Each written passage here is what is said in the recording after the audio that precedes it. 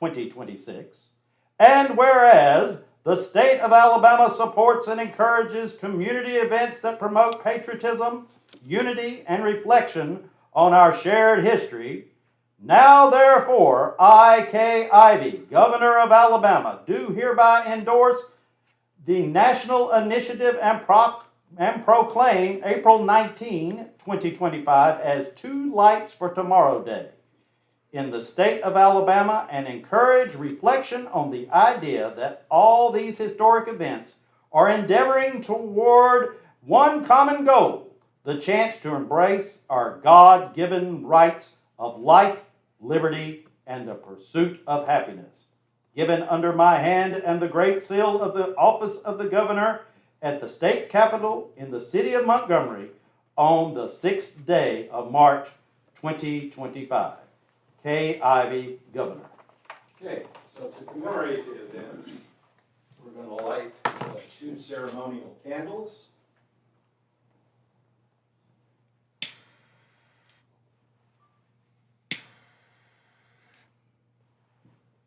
And we're asking everybody in the city on the night of April the 18th to also put two candles in their windows or two lights.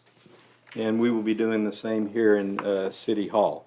I have a proclamation here for the city of Columbiana, and we will be honoring the governor's proclamation proclaiming April 19th as Two Lights for Tomorrow Day. So, thank you, and the color guard is dismissed.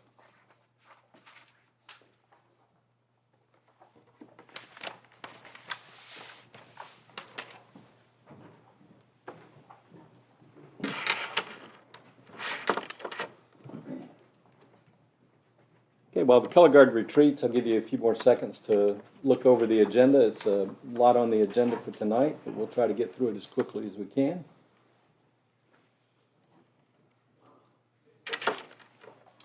And as usual, the first thing on the agenda is the approval of the minutes of the April the 1st regular council meeting. Council members have a copy of those minutes in their package, should have had an opportunity to review those. Are there any additions or corrections to the minutes?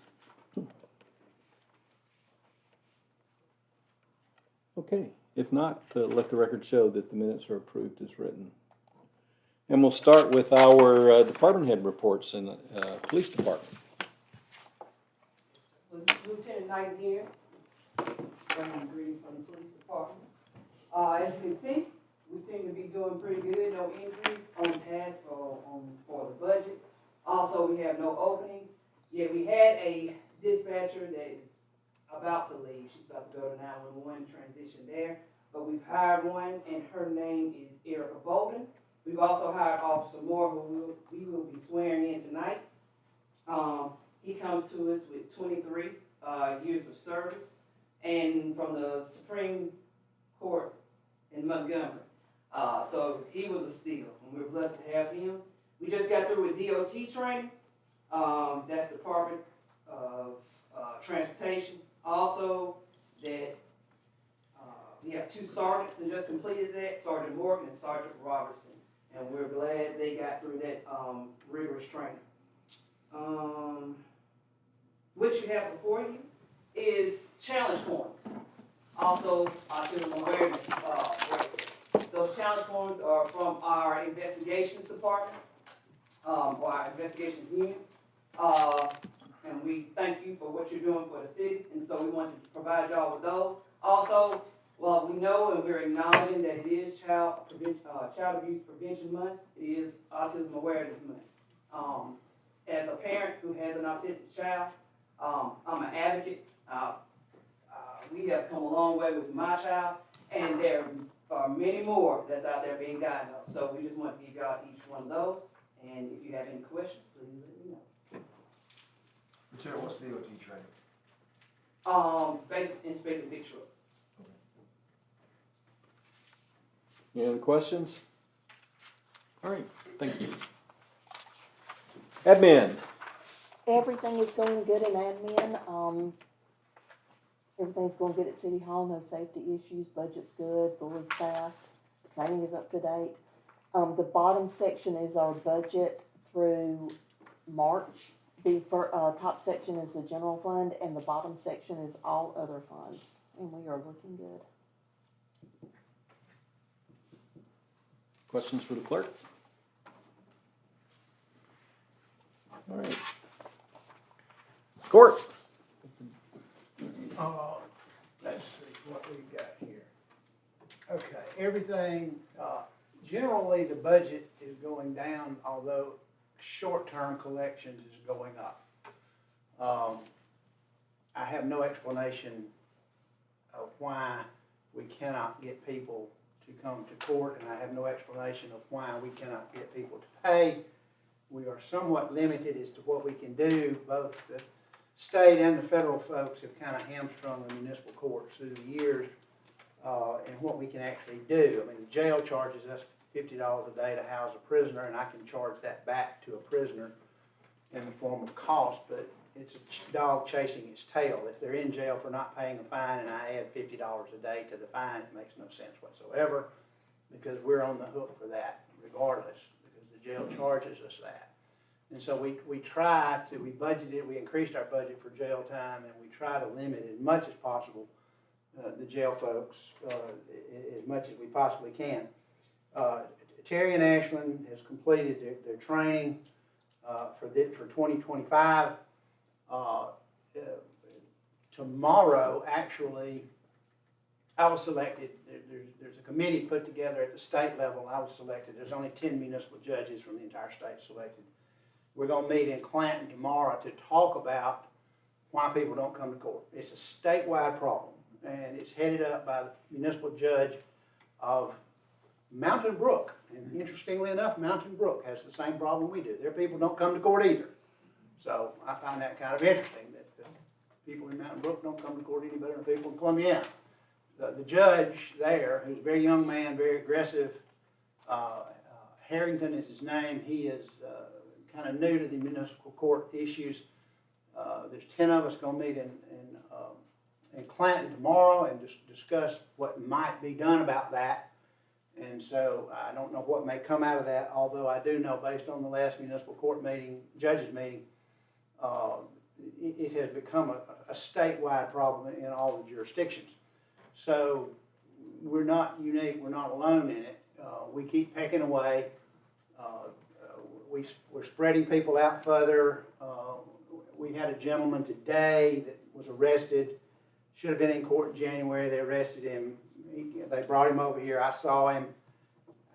He's not working, and he's living with his brother and sister-in-law, both of whom are on disability. Okay, so the chances of him paying us are not good, just on the front. And we gave him a court date and told him to come back and bring $50. I mean, that's the best I can hope for. He bring $50.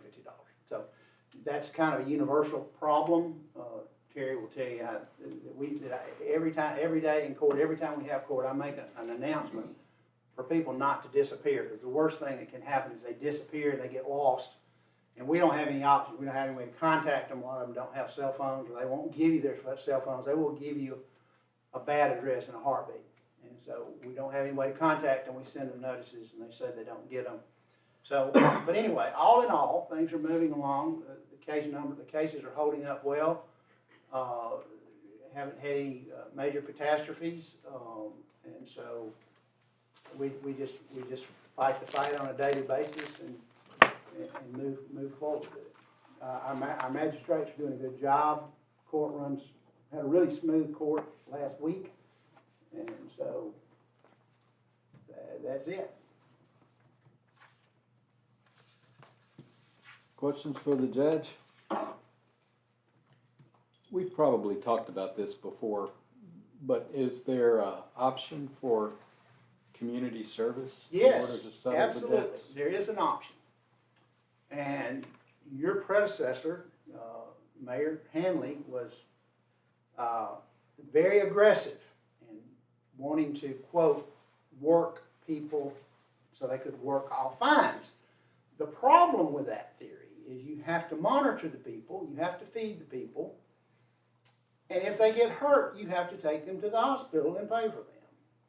And people were strangely ending up getting injured on the job. And so, again, the cat is chasing its tail.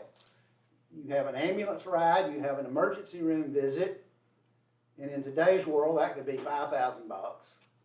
You gotta pay that. I mean, federal law says you gotta pay for it. And so, if you want to take a city worker, I mean, Al used to have a guy that we kind of set aside and let him be the foreman of our workforce, and we'd sometimes have 2, 3, 4 people. We were working. You gotta get them at the jail, get them back, get them to work, feed them, get them back. And so, it never really made any economic sense to do it, although we tried it. And it just didn't work. It just didn't work. So we gave up on that. I would be happy, I mean, I'd be happy to send folks and let Al start working them again, and I got a feeling he'll tell you he won't do that. Because you have to monitor them. They're not in jail because they had good jobs and they lost their job. I mean, they're just not there for that reason. And so to have them work for the city, I think probably is counterproductive. But I'm open to suggestion. As to I'm what sorry I asked the question. I'm open to suggestion. And if Al wants to do it, Al, I'll send you some folks. Okay. All right, any other questions for the judge? Thanks, sir. Yes, sir. Appreciate it. Public Works, Yes, speaking of, Al? everything's running pretty smooth. I know we're staying busy cutting grass and picking up brush every day, just about it. They're supposed to be here. They called me this evening, sent me a text and called me and said they'd be here Thursday and Friday to do the parking lot out at the new shop and get it paved, so that'd been another thing off our list. Talked to an electrician today. He's gonna get me a price on the electrical work out there, everything on the new shop. That electrician is coming tomorrow or the next day to look at the problem with the track lights and the parking lot lights out at the baseball field. Seeing we got a short out there somewhere. We ain't been able to find it somewhere. Something is shorted out somewhere. I think it's gonna be in one of the boxes. It's getting full of water out there that they put in the ground and stuff. Other than that, everything is running about as smooth as we can get it. Did we get the lights readjusted and on the new lights? Yes, the electrician is done with their work. Musco, the manufacturer, the enterprise company, they'll come out and do an assessment. So they do like lumens, I guess, at night, and they'll adjust it accordingly to what those specs are. So the electrician is completely done and they're gone. Okay. Yep. All right. So what we've seen look okay so far? Yeah, there was one fixture that was damaged on the big field up there that was replaced on Friday. So that blind spot that some people were talking about, that was the reason for that. What field was that? The big A field, the big field. Somebody had mentioned D. Which field is D, the bottom field? One on the back left. Okay. So yeah, that's where Musco come in and adjust that. If those lumens go below standard, that's where they'll adjust it. And I know you can adjust it from your phone or whatever, or I think that's what I was told. I don't know that, Musco may do that, I don't know about I it. think they can do it from their up there where the main office is. Yeah, I don't know about that. I know I was out there the first night they had them on, and to me it seemed a little dark, Yeah. just being honest. It probably was, But I know it's an adjustment period. so, but they're pretty and I'm proud of them. Yeah. I'm So, thankful. I think part of it is not only, adjustment for like the brightness, but the location and the aiming. And we had a fixture we had an issue with that had to be fixed. So, I know anyway. the ones at the softball field. I don't know why baseball being different. They'll burn at 100% capacity. Yeah. So it won't be where dimming them. The only thing you turn them off and on. So they'll burn it whatever they're capable of. So Well, still took me a while to get used to the softball lights, Yeah. cause it seemed like outside the field, man, it's dark. Yes. But when you're on the field, it's like, whoa. If you drive by the school technology at night now, and I did the other day, I didn't know that they were on until you got right up on them. Usually it's like a big, like an explosion of light, but they're tactical the way they produce those lights. I guess what's got everybody confused is that the light is made strictly for the field, it's gonna be, it ain't gonna be around where you're sitting at like the old lights was. Yep. Okay, any other questions for Alan? No, and I mean, one point too that I did ask Musco, if you can remember when we did the lights down here at the girls' field, we put a safety light on the parking lot out there outside of Bolt that shines down, and there's one on the park, and there's one on the, tennis courts. If that's so for example, if this deal doesn't work with the new track lights, they can come, Musco can come back and you can buy single fixtures to put on back sides of poles, just like those. Electricians, you buy the single fixtures and put them on the backside of poles all around and shine in the parking lot and all that. That's something we want to explore too. So, and those are down all the time if we wanted to. So. Okay, any other questions, comments? Only other thing right quick, while I got it on my mind, but I meant the last time, and Ricky's probably agreed, we need to start looking in, out there at the corner where the retention pond is, that hole is useless. Needs to be tied in and. On the corner of 70 and Yeah, McDowell? up there at the corner of the parking lot out there. Everything. Them pipes need to be tied together and stuff, and that filled in and cleaned up out there. They need more parking out there, folks. Yes, sir, there's no parking out there.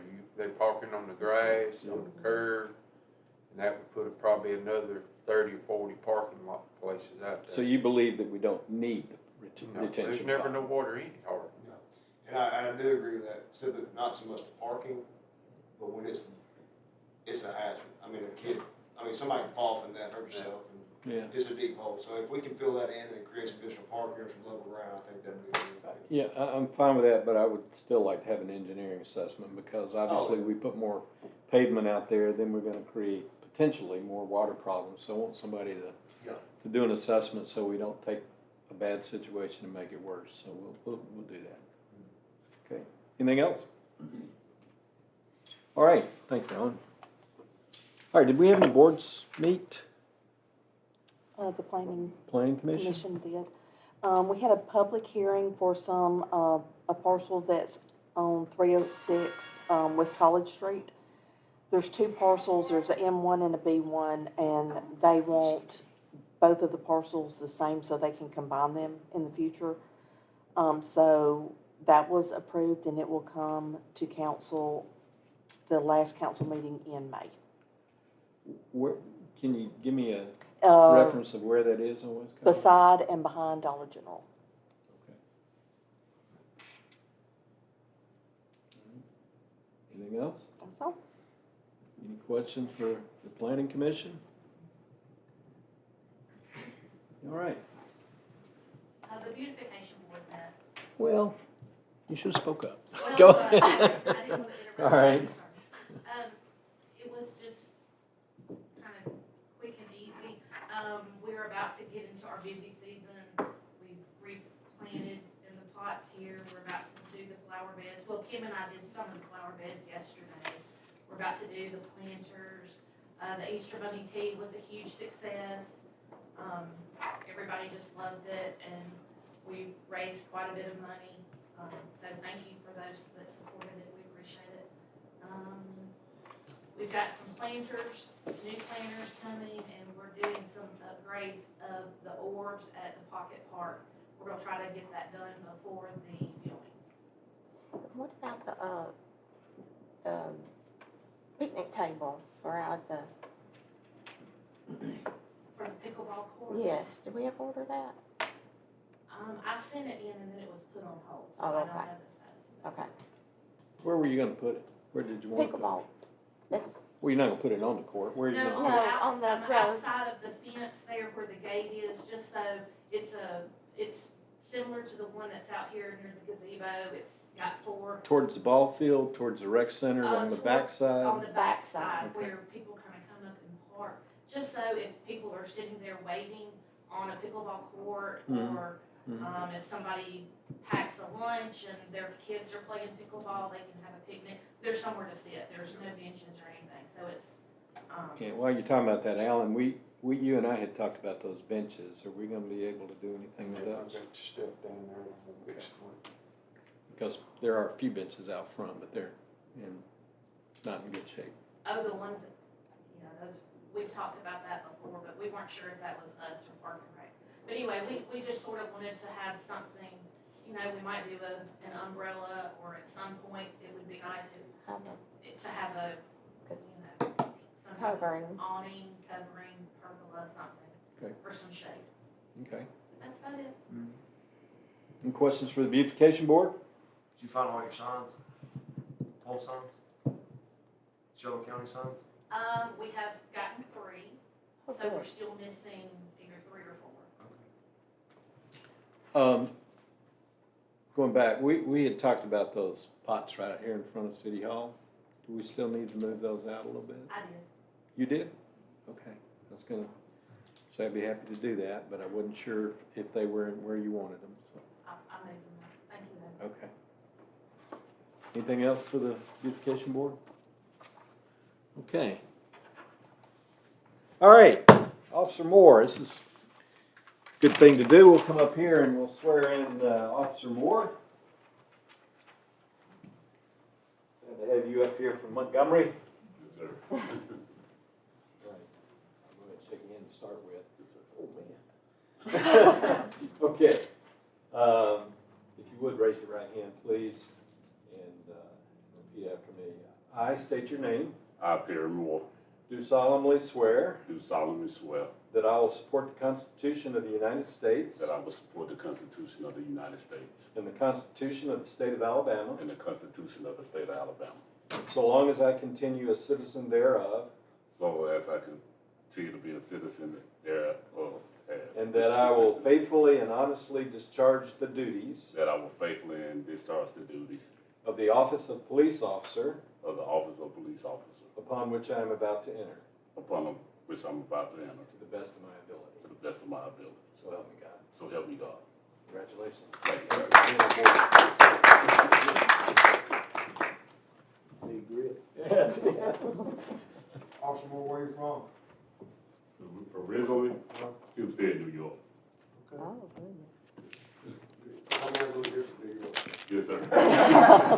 I don't know. I've been in, I don't know where you said, Hempstead? Yes, sir, on the island. Okay, I've been in rural parts of New York, and you'd be surprised how similar it is, Yeah. except in the wintertime. Welcome to town. Okay, all right. Okay, so I think the next thing on the agenda is Owen's House has a presentation, so who's the lucky orator? We just really want to see that. Yeah. Was he asleep? Oh, there he is. Yes. I'm Catherine Wright. I'm the interim executive director of Owens House, and I'm joined by my colleagues. This is Tanya Willingham, and this is probably one of our biggest champions, Kathy. Thank you for having us. I have been with the organization approximately 2 months. It seems a bit unusual to speak on behalf of an organization that has been here for so long and is so beloved by the community. I'm very grateful to the city of Smithton. I'm very grateful for the work that existed prior to my tenure. I know this work will continue because the community invests in our children and you guys invest in Owens House. So I'm very grateful to you all and to these individuals. We are asking for a proclamation for Child Abuse Prevention Month. It's the month of April. Our color is blue. You've seen the pinwheels. And I love what you're wearing. So, and our, It's okay. Kathy, is it the Main Street? Am I on the right thing? Columbia Main Street, yes. If you've seen, they've done just beautiful pinwheels in blue, and that's all to honor the work that we want to do to protect children in Columbia and Shelby County. So, I'm grateful for the opportunity. Thank you. Well, we're proud to have Owen's House here, and we look forward to this every month. We also look forward to our visitor there. Tell us about our service dog here. Yes, so Fitz is actually about to retire sometime this year. Oh. I will be getting another dog, so I'm on the wait list to receive another facility dog to take over the work that Fitz does. But we enjoy providing him as a tool to work with the kids. I think it provides a little bit of normalcy for them. There's scientific research behind it that says just having a calm dog, by seeing one, it releases oxytocin in your brain. And so when we're asking the kids to come in and to tell the trauma that's happened to them, we want them to be able to recall all of the details that's happened to them. Because 98% of the cases that we present at the courthouse, they don't have physical evidence, and that's because, it's delayed disclosure. They've been threatened, they've been embarrassed, something like that. So by providing Fitz to calm them down, relieve their anxiety, it helps them to recall more information and to give all the details. And so he's with them from the time that they come for a forensic interview. If they have to go for a medical exam down at Children's for a forensic medical, he can go and assist them and be there for that. And then through their therapy sessions, and then ultimately, if their case is prosecuted, he will lay at their feet when they testify in court. So he forms a bond with the kids. They have a friend when they go in to tell their story, and it's just helpful. It's, my opinion, the best tool that we can offer kids in a traumatic situation. Just an example of a story of how he has helped. We were doing a medical exam on a teenage boy who had been abused by a family member. And in a medical exam, they have to take off all of their clothes. They're looked at from head to toe. And that can be not just for physical evidence, but to make sure that they're healthy and they haven't been received anything that's going to, stunt their growth or any STDs or anything like that that needs to be medically helped. And so this child wouldn't, after an hour, the child wouldn't put on the gown. And the nurse came out and said, "Hey, do you think Fitz would put on a gown?" So we put Fitz in one of the medical gowns, put Fitz back in the room. I don't stay in the room for anything but court. I do sit in the courtroom for that. But within 30 minutes, the child came back out and they had done the exam. So just seeing Fitz put the gown on made the child feel comfortable enough and to trust the people in the room enough to let them do this exam for him. So he's a huge help, and we have 11 other dogs in the state that do the work, and if Fitz is busy, so we serve other counties as well. If he's busy somewhere else, then we bring in Zerg from Montgomery, and he sits in and does the stuff that Fitz does. So the new dog that comes in will just take over where Fitz left off and hopefully continue the good work, assisting Owens House and the DA's office in the great work that they do, protecting our children. They do. Does he know that he's retiring? He's wagging his tail. Where will it go? Yeah. So he'll live with me. When they retire, they're offered to their handlers. Oh, good. And so he'll just be a pet at my house. And some days he'll go to the farm company and hang out with Kathy. He loves going up there and seeing good. Kathy and Tiger. So he'll be the mascot there for a while so that he can feel like he's still doing something. Then we can still see him. Yes. That's cool. Yep. How old is Fitz? He's going to be 8 in August. His face makes him look a little bit older. He's got a lot of gray. That's fine. Well, he's had a tough job. So, Yeah. Okay. Any questions? Any other questions for Owens House or Fitz? All right, so we'll get on with the proclamation. So I'm going to go ahead and read this proclamation proclaiming April of 2025 as National Child Abuse Prevention Month. We're about halfway through the month, but fortunately we have had the decorations and the signage in town, so I think everybody's been aware of it, and it's been advertised through other media as well.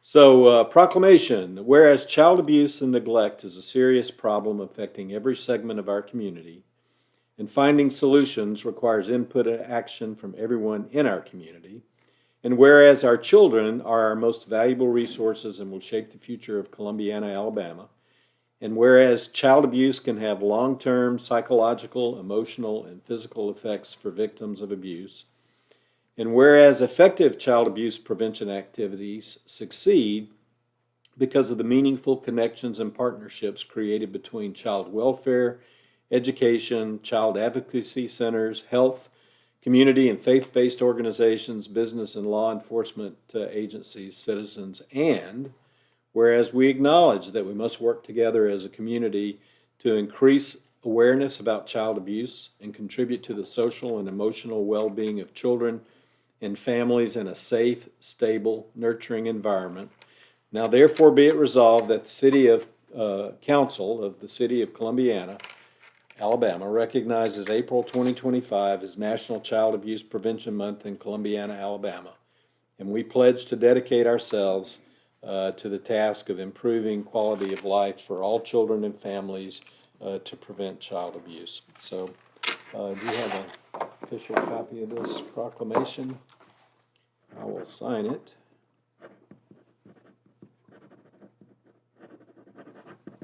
And if you'll come down front, I'll make a presentation to you, all of you guys.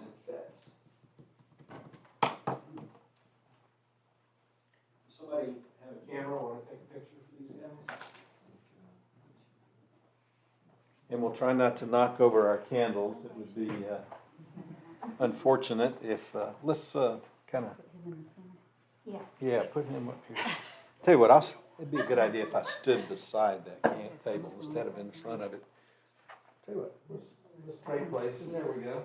All right, there you go. And you guys can hold on to this. All right, we okay? Yes. Looking good. 1, 2, 3.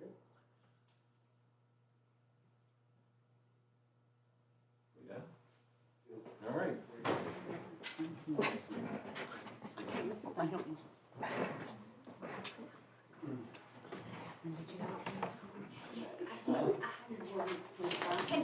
Yes. Oh, I see. I didn't wear it.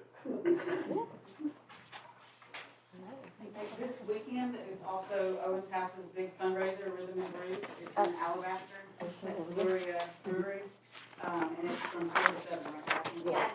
So there's gonna be Easter Bunny and Nacho Daddy will be the live band, silent auction, face painting, so it's very kid friendly. Fitz will be there.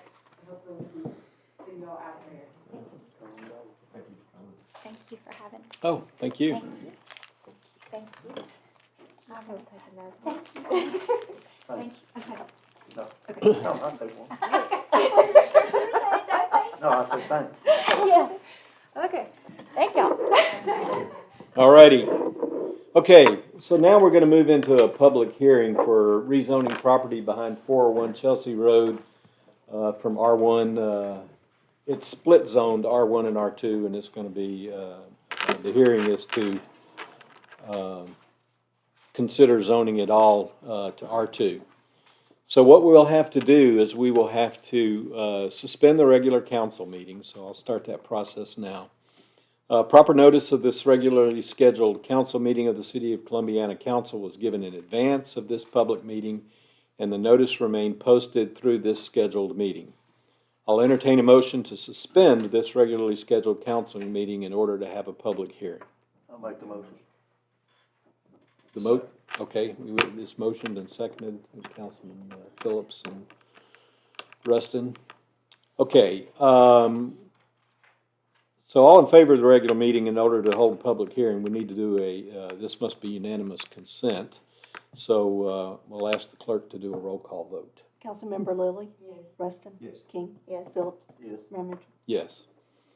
Okay, so the regular meeting has been suspended. The public hearing is, I'm going to call to order the public hearing to hear for anyone speaking for or against the rezoning of tax parcel 216231001.012.000 from split zoning of R1 and R2 to R2. The property is located behind 401 Chelsea Road, so it's just across the railroad tracks on County Road 47 North. I'll remind everybody that on the council that the public hearing is not a time for debate. It's for us to hear from those speaking for or against the rezoning request, and there'll be an opportunity for discussion during the regular council meeting once we reconvene after the public hearing. So I'll start off. Would anyone like to speak in favor of this rezoning request? Yes, we purchased a piece of property from High Point Properties, and at the time, I didn't actually realize it was split zoning. It's with R1, R2. When I talked to Dale, he shared that it was both. homesteads are all R2. What borders 47, that side of 47 is all R2. We would just like to have all the property that adjoins our homestead, we would like to have it all R2. Is there anyone else who'd like to speak in favor? Okay, is there anyone who would like to speak against this zoning request?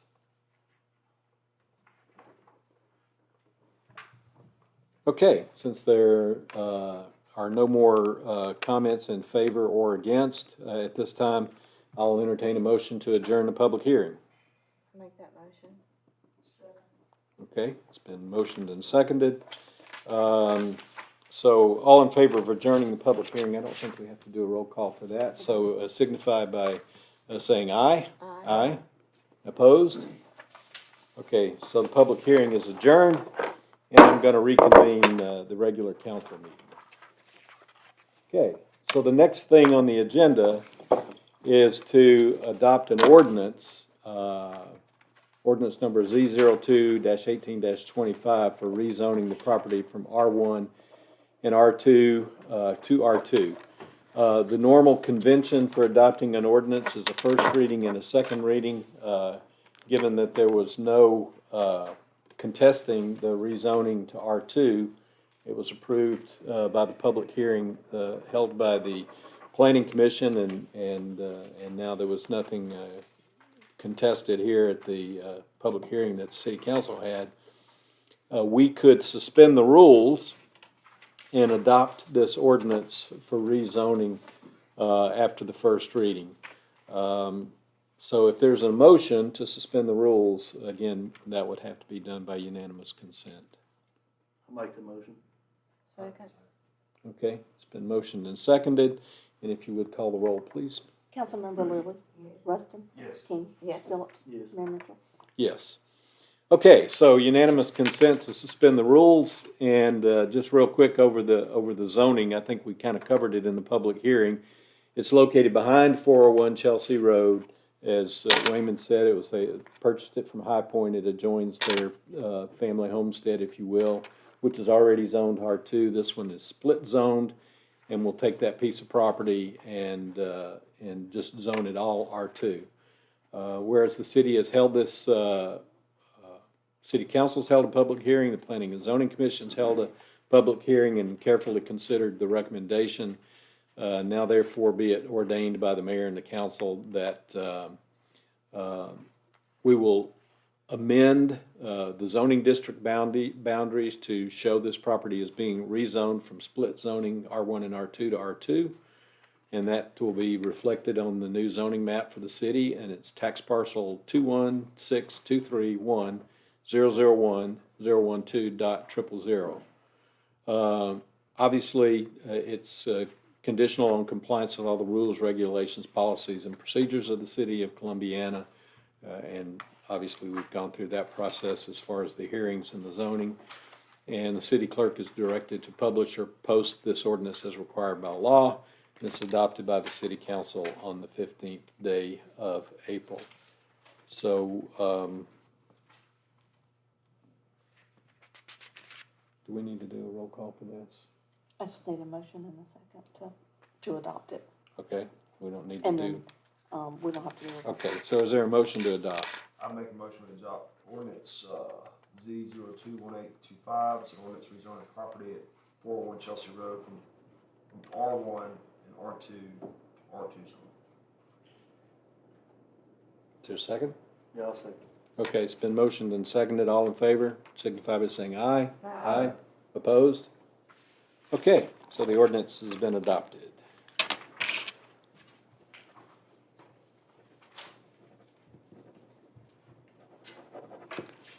Okay.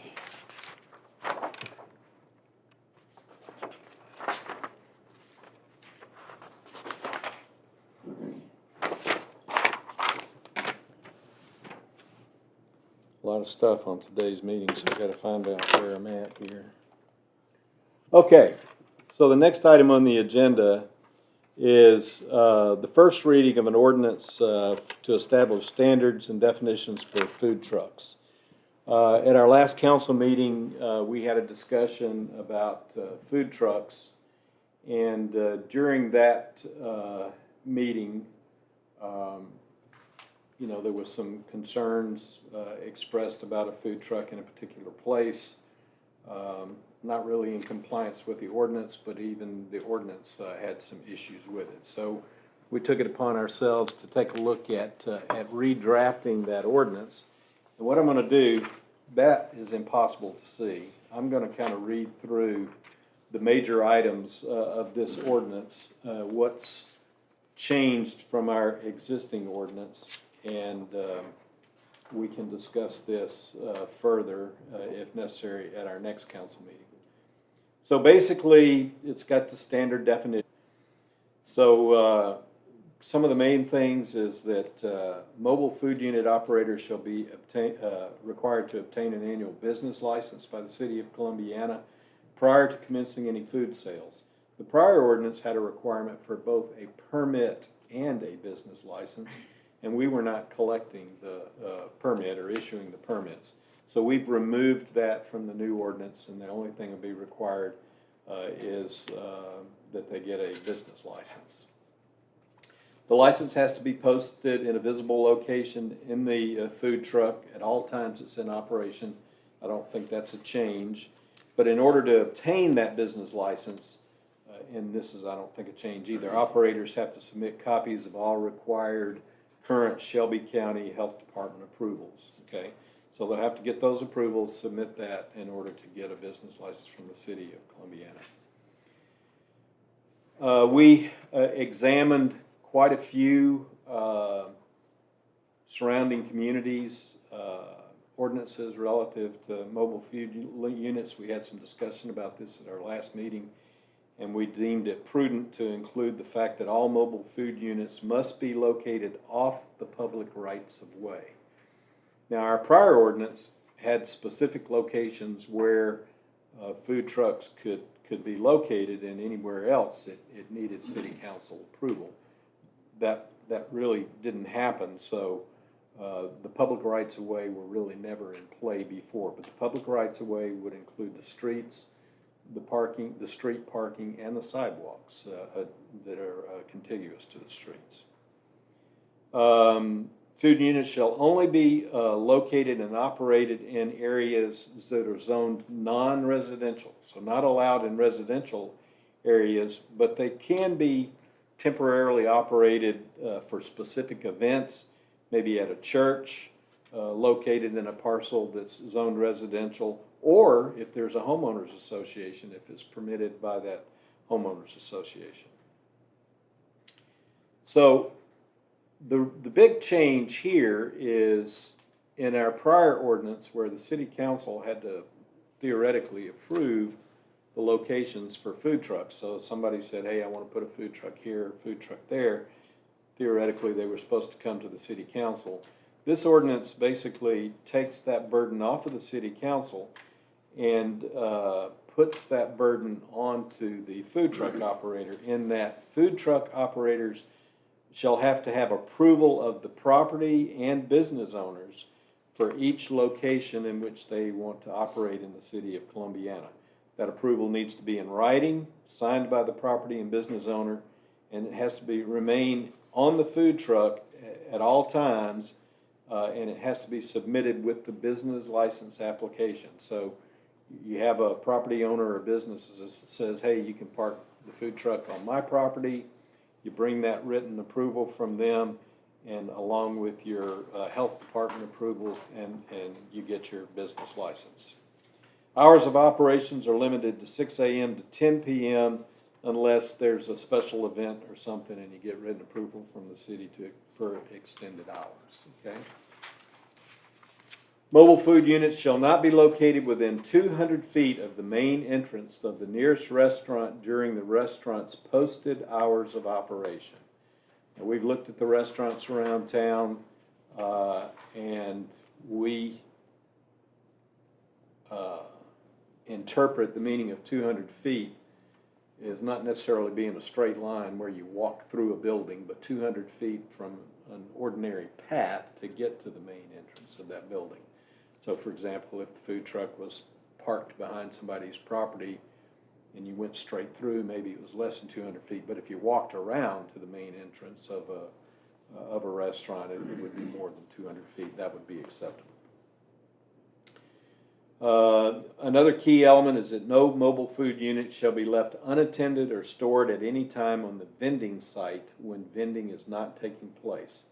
So when you get a permission from a property owner to put your food truck, it's not a storage lot. It's a place to do food services. Audible devices, if you had like an ice cream truck or something like that, shall not have an audible distance greater than 50 feet from the mobile food unit, and that should be fine. So you can't have, blaring music out there if you wanted to have that. It has to be something would be something more like an ice cream truck. Mobile food units shall not occupy parking spaces required to fulfill the minimum requirements of a principal use. Our zoning ordinances require for certain types of businesses a certain number of parking places based upon the occupancy of that business. And so if you're a business and you've got just the minimum number of parking places that the zoning ordinance requires you to have for the occupancy, then you can't put a food truck on there because you cannot take up those spaces that are required by code for that particular business. Signage is limited to one double-sided A-frame sandwich board. There's no signage other than that allowed other than menu boards, and at no time shall signage be placed within the public right-of-way. Naturally comply with all applicable sales and use taxes, ordinances, and regulations. So I think those are the main items here. Any questions or discussion at this time from the council? I think it's objective. I like it.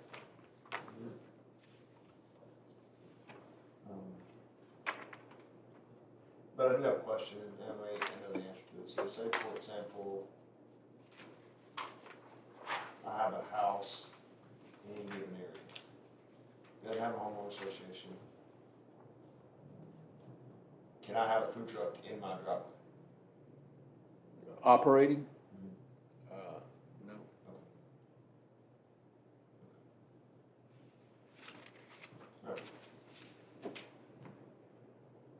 Any other questions, comments? The reason I say that, if it's on the main thoroughfare, you understand what I'm saying? If I have a house on the main thoroughfare, I own the property, hey, Mr. Food Truck person, I knew the answer, but I just want to make sure. Yeah, if it's residential, the answer is no. So a food truck couldn't come for a birthday party and serve the public, or not public, but the attendants. So that's a little bit of a horse of a different color. I leave it to you to come up with some unique use. I think that would be a private event, and it wouldn't be open to the public, and I think that would be okay. We're talking about a public food vendor. If it was serving food at a private event, he wouldn't be collecting sales tax or anything like that. So I guess it's safe to say anything revenue generating is not allowed. Right. Yeah, Well, even if it's at a private event, they still should be collecting and remitting sales tax because they're still If they're selling.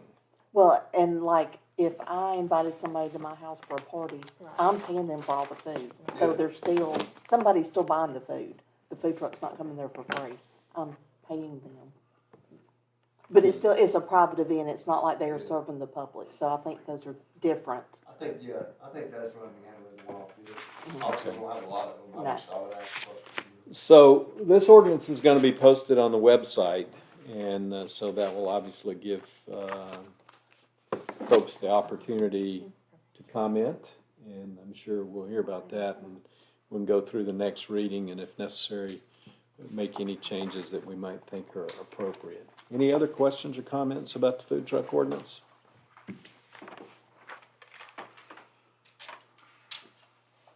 Okay. So at the last meeting, it came up as an aside, as we were discussing the food truck, about the intersection of Main Street and College Street being a fairly busy intersection and having some safety issues. And the issue of right turn on red came up. There seemed to be consensus amongst the city council that they would think it would be appropriate to restrict right turn on red at that intersection, and that we would post the signage. And this does not require an ordinance, because we already have an ordinance that basically adopts the state law, which says you can turn right on red in Alabama unless there's a sign saying that posted otherwise. And so what we would do by this resolution is post the sign prohibiting right turns on red at the intersection of Main Street and College Street. So, any questions or discussion about this proposed resolution? No, I just got just a question I was thinking about today. So, yeah, we want to test this out, but what we put in here to where, I think the only thing you're going to find out, so say 6 months we get down the road, and we've got traffic backing up in all four directions. Do we revisit this and say, well, We certainly can. yeah, I think we need to consider that. 'Cause I think when school's going in and school's getting out, I think this is going to be a traffic jam, and that may not be a bad deal, but I just want to make sure we give ourselves some leeway to say it's getting pretty congested down there, and we need to see what. So here's what I have observed in the mornings at that intersection, and I'm sure other people may have observed other things. There doesn't really seem to be a significant problem with traffic backup, except from the traffic light back up South Main Street towards the museum, the old courthouse of that traffic circle. Like right here.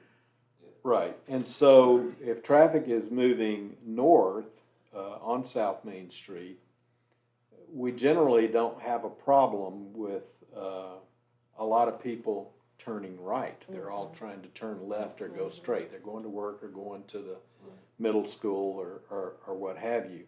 Obviously, if they're going to the high school, they don't need to. If they're coming in off of 47 or Old 25, they can, get off of the roundabout and come down Mildred Street, and that would work for the elementary school, the high school, et cetera. So it wouldn't back up. So it's that one direction where I have seen traffic back up, and I have not observed it being because of people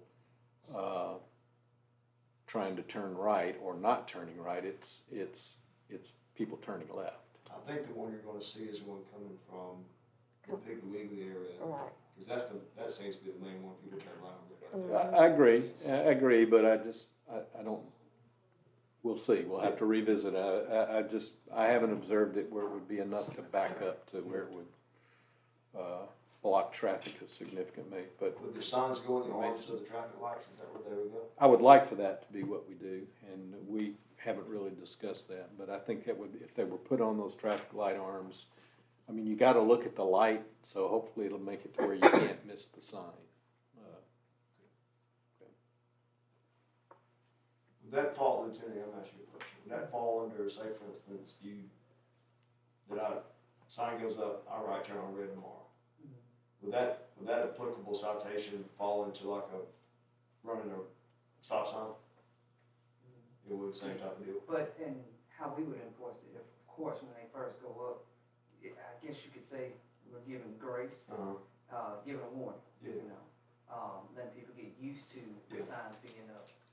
And then those citations will start being issued, especially when we can tell on our database, on our end, when we have warned you. And so that's how we'll go about issuing citations. But theoretically, by law, nobody should be parked on that crosswalk anyway. No. Right, yeah, okay.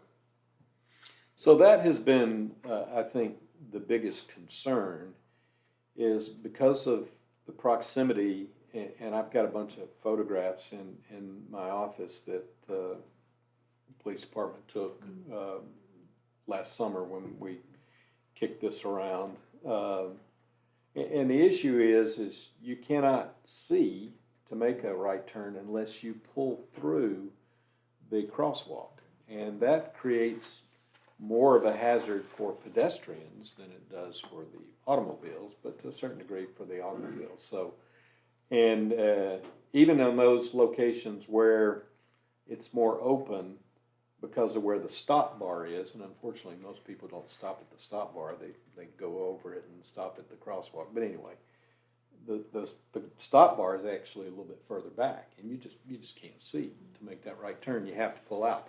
But the state law says stop at the stop bar, you know, move forward cautiously and turn right on red when it's clear. But the problem with that is you are, you know, blocking the crosswalk so the pedestrians can't use it. So, okay, so like I said, since this is a resolution and we have an ordinance that's all dependent upon signage, and this is all dependent upon, we could revisit this. Is there a motion to adopt this resolution? I'll make that motion. We adopt resolution 042503. Second. Okay, I do not believe we need a roll call for this, so all in favor signify by saying aye. Aye. Aye. Opposed? Okay, so the resolution's passed. So, obviously, we've got to get signage posted before this becomes something that we can enforce and becomes effective. Any other city business anybody needs to bring up to discuss? No, but I will tell LT and Al and whoever else are all in, the high school PE classes are going to be using the pickleball court during the PE classes this week, from like Tuesday to Friday. So if you, it's Coach Cornelius and his PE classes, so I just want to let you know about that. Maybe there's just additional traffic out there. Okay. Well, they're there for the public, so. All right. Anything else? Okay, mayor's report. So the only thing I've got on here is my semi-annual financial condition report. I am required by state statute, and it's cited up there, at least once every 6 months to make a statement to the council in writing of the financial condition of the city or town, we're a city obviously, showing particularly all temporary floating indebtedness and for what created, and the steps the mayor proposes to take for the protection of the credit of the city. I do this, it doesn't tell you when, it just says twice a year or every 6 months. And the way I've been doing it is I take the first 6 months of the fiscal year, which is October through March, and then once I get the data for March, I present it for the first 6 months in April, and then the last 6 months of the fiscal year, which would be April through September, and once we get the data through September, I present it in October. It's not audited data, obviously. It takes us a while, obviously, to get that kind of stuff, but it's what we use to obviously budget and manage our budget with. So, just kind of real quick, I sent copies of this to all the council members, so I've presented it to you, and just kind of real quickly go through it.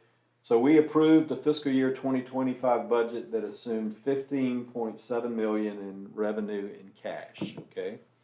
And we budgeted expenses of $13.2 million with a budgeted surplus of $2.47 million. So obviously, we do a pretty good job. We estimate, we know how much cash we start with. We estimate the revenues that we're going to get. We obviously estimate the expenses that we're going to have. And from that, it determines what our surplus is. Now, this surplus is from basically all of our funds. And many of those funds are restricted funds. So as of the end of March, we had a general fund surplus of $2.9 million, and you saw that on the chart when the city clerk gave the administration. That is $1.1 million better than what we where we plan to be at this point in the fiscal year. That is largely due to the timing of revenue and expenses, and most of that is associated with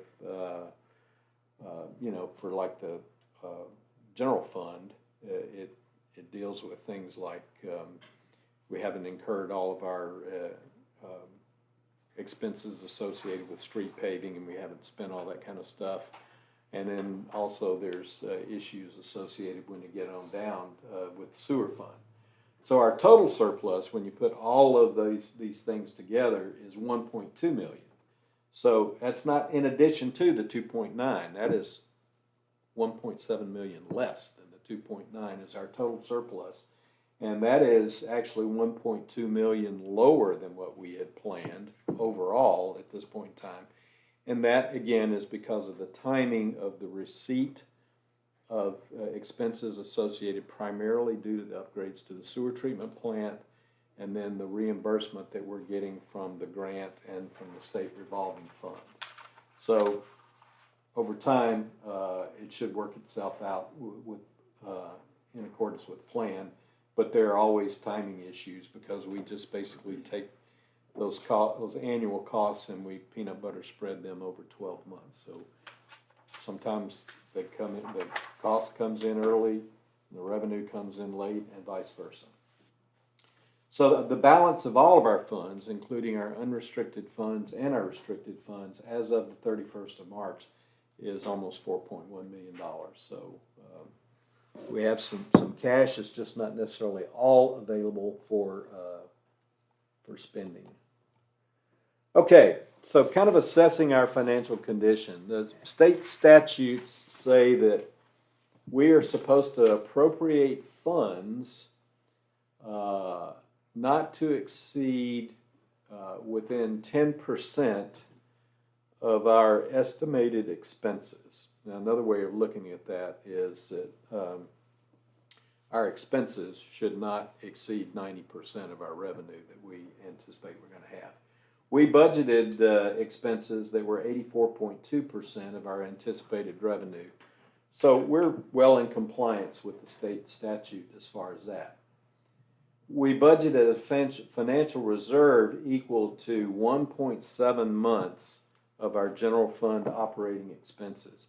There is no state guidance, no law that says it's got to be anything. There's an organization called the Government Finance Officers Association that recommends a minimum of 2 months of a financial reserve of your general fund operating expenses. Last couple of years we made the 2 months. This year we budgeted 1.7. As of March 31st, though, again, because of the timing, we have a reserve of 4.4 months of our general fund operating expenses. So we'll be burning some of that reserve down as we go through the year and we get all of these projects further along. Looking at our liquidity, we've got plenty of liquidity to meet our operating expenses and our financial obligations.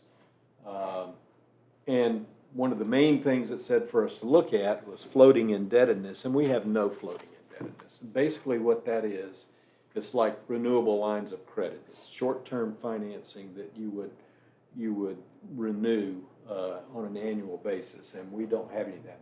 We might want to think about that for emergencies or something, to have a line of credit in case we ever needed it. But we don't have any floating indebtedness in the city of Columbiana. So let's take a look at the big stuff, the debt.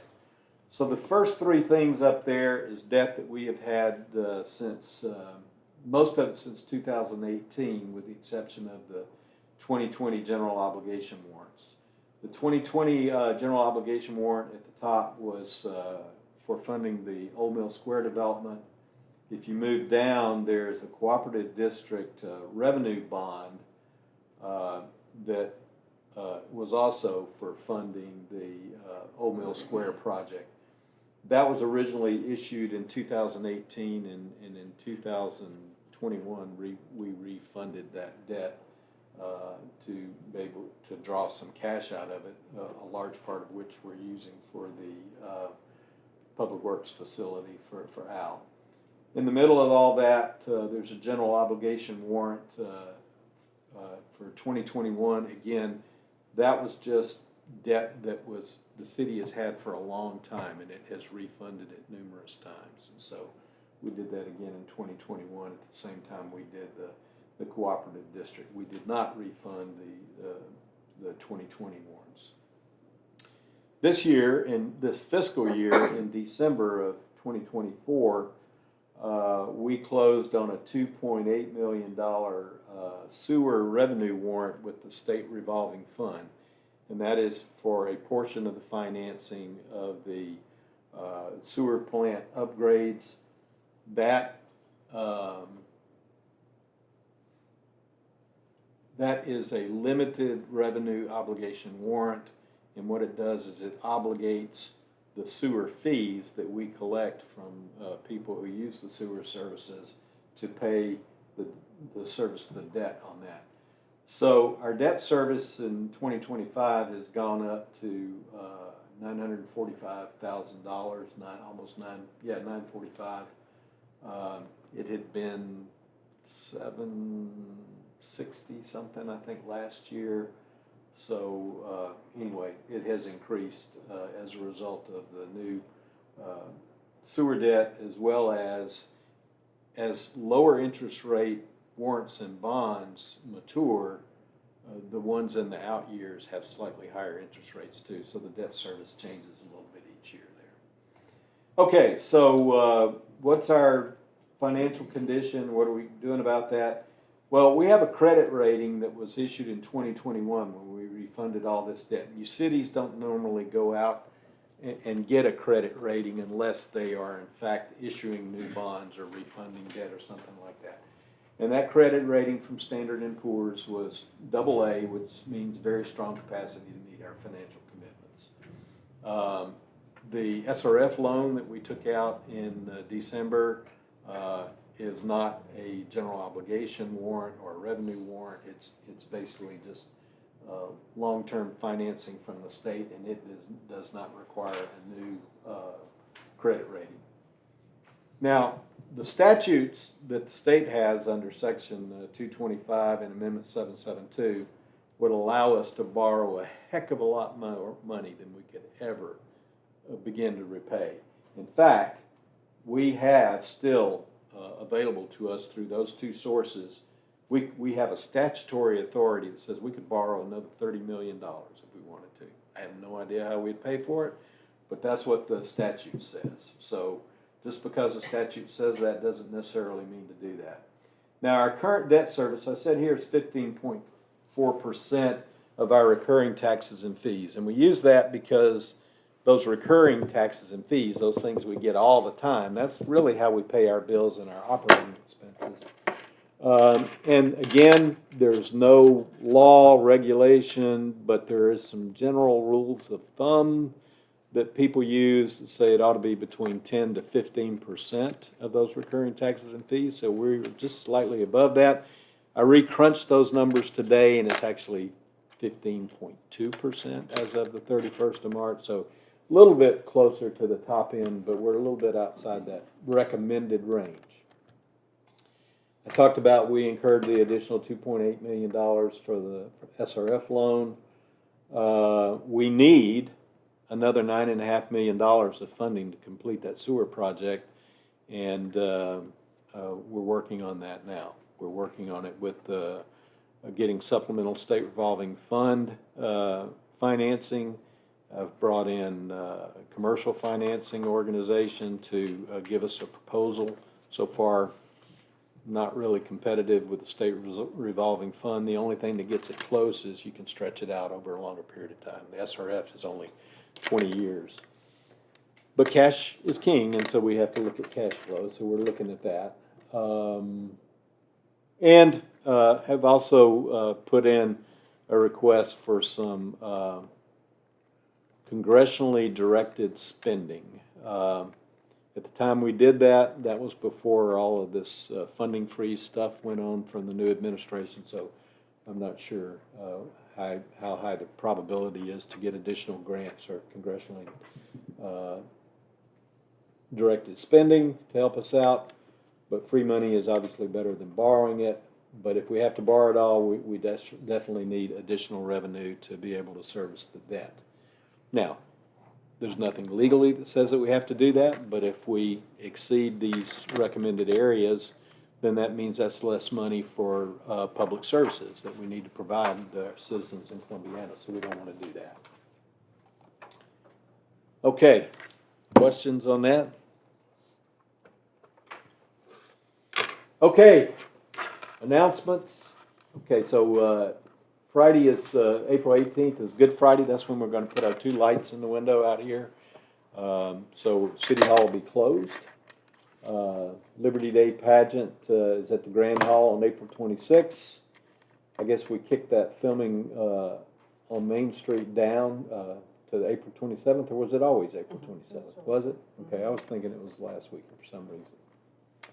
And then looking ahead, we've got Sunset Music and Market. They'll have the farmers market, but also those are the dates for Music on Main, Liberty Days on June 27th, and then the Community Pep Rally, which kind of closed down the summer events on August 15th.